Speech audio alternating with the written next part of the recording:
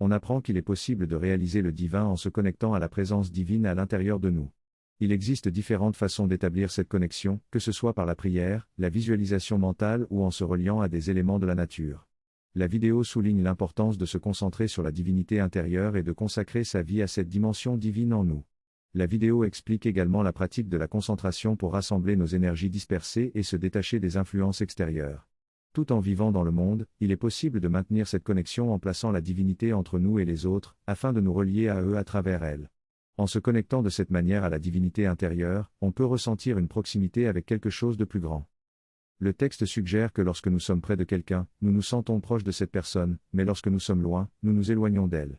Il souligne l'importance de se connecter au soi divin ou intérieur pour établir des relations authentiques et désintéressées. Nous ne devons pas exercer nos propres attractions et répulsions, mais plutôt nous relier aux autres à travers le divin en nous.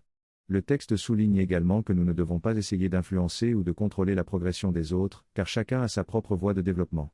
En attendant d'atteindre cette unité divine, il est conseillé d'adopter une attitude de bienveillance envers les autres et de radiquer l'amour divin.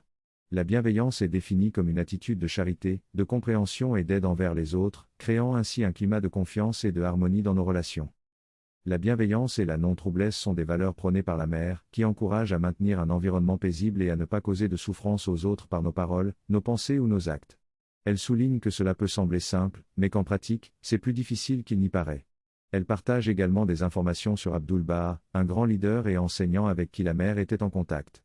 Abdul-Baha était considéré comme un prophète et avait des pouvoirs de guérison, de télépathie et de malédiction.